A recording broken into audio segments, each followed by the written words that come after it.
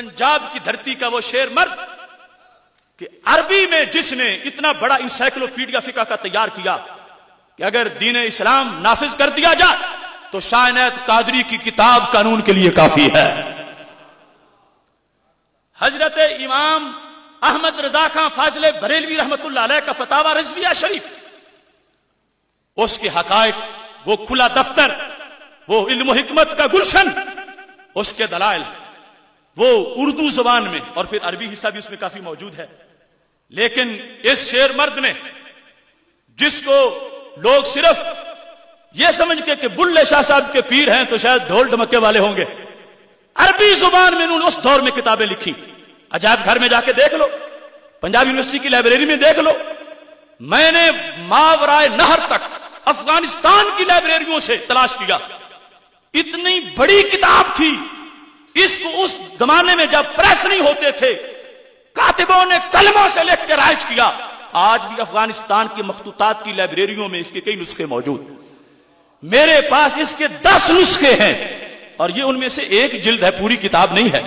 حضرت شاہ عنایت قادری رحمت اللہ علیہ، وہ خاک پنجاب سے زرخیز فکر لے کے اٹھنے والے، جنہوں نے فقہ حنفی کا حق ادا کیا اور عربی زبان میں ایسی کتاب لکھی. آج عرب بھی حیران ہیں کہ کتنی شاندار عربی انہوں نے لکھی. اس کتاب کے اندر انہوں نے اس مسئلے پہ بحث کی ہے. وہ شار فاطمہ جناح کے قریب جن کا مزار ہے، لاہور والوں دائیں بائیں مت دیکھو، داتا کے دیوانوں، اگر فقہ سمجھنی ہے تو شاہ عنایت قادری کے دربار پہ چلے جاؤ. دیکھو حضرت شاہ عنایت قادری، ان کا یہاں پر انداز کتنا عظیم ہے. اس پوری بحث کو انہوں نے جو پنجاب یونیورسٹی کا نسخہ ہے اس کے لحاظ سے برقہ نمبر 240 ہے، برقہ نمبر 240، اس میں یہ لکھا ہے: من شاتم النبی صلی اللہ علیہ وسلم او اہانہ او آبا فی امر دینہ او فی شخصہ او فی وصف من اوصاف ذاتہ. میں پھر دکھا دیتا ہوں، اعراب تو درکنار، لفظ بھی پورا نہیں لکھے ہوئے.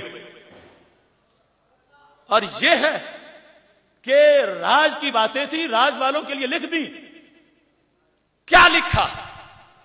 جس نے میرے محبوب علیہ الصلوۃ والسلام کی شان پر توہین کی، اور کس طرح فرماتے ہیں ذات میں، شخصیت میں، کسی وصف میں، خواہ اس نے وہ اہل کتاب سے ہو یا غیر ذمی ہو یا حربی، اس نے عیب کی بات عمدن کی ہو یا ساون، مذاق سے کی ہو یا سنجیدگی سے، فقد کافرہ خلودا، دائمی جہنمی بن گیا. بحیث ان تابا لا تقبل توبہ ابدا، اگر اس نے توبہ کی تو کبھی بھی توبہ اس کی قبول.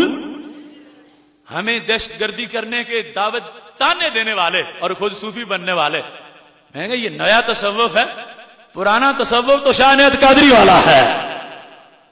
شاہ عنایت قادری کا تصوف یہ ہے غیرت والا تصوف، اور دوسرا تصوف جو ہے وہ امریکہ کے زیر سایہ تصوف. تو قادری پہچاننا تو شاہ عنایت قادری کو دیکھ لو یا ممتاز قادری کو دیکھ لو.